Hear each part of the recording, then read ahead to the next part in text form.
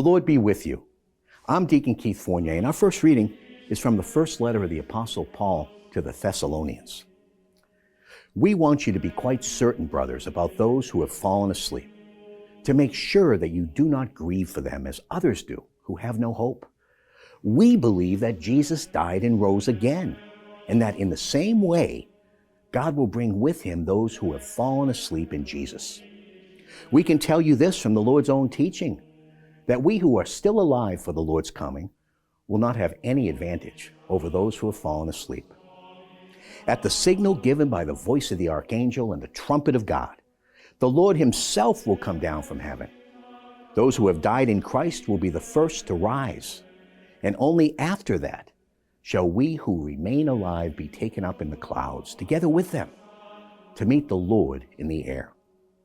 This is the way we shall be with the Lord forever. With such thoughts as these, then, you should encourage one another. In our response, from Psalm 96. Sing a new song to Yahweh. Sing to Yahweh all the earth. Declare his glory among the nations, his marvels to every people.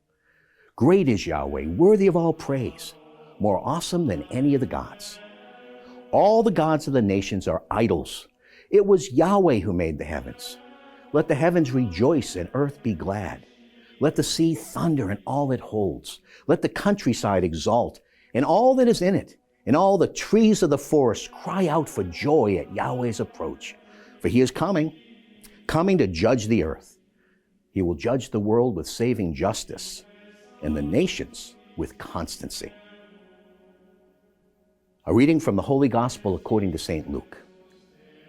Jesus came to Nazareth, where he had been brought up, and went into the synagogue on the Sabbath day as he usually did.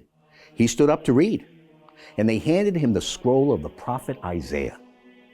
Unrolling the scroll, he found the place where it is written, "The Spirit of the Lord is on me, for he has anointed me to bring the good news to the afflicted. He has sent me to proclaim liberty to captives, sight to the blind, to let the oppressed go free, to proclaim a year of favor from the Lord." He then rolled up the scroll, gave it back to the assistant, and sat down. And all eyes in the synagogue were fixed on him. Then he began to speak to them. This text is being fulfilled today, even while you are listening. And he won the approval of all, and they were astonished by the gracious words that came from his lips. They said, "This is Joseph's son, surely." But he replied, "No doubt you will quote me the saying, 'Physician, heal yourself,' and tell me, 'We have heard all that happened in Capernaum. Do the same here in your own country.'" And he went on, "In truth, I tell you, no prophet is ever accepted in his own country.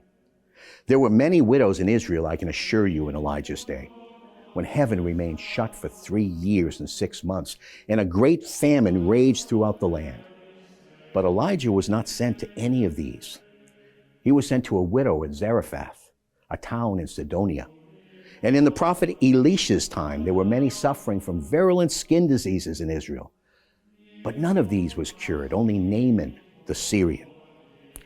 When they heard this, everyone in the synagogue was enraged.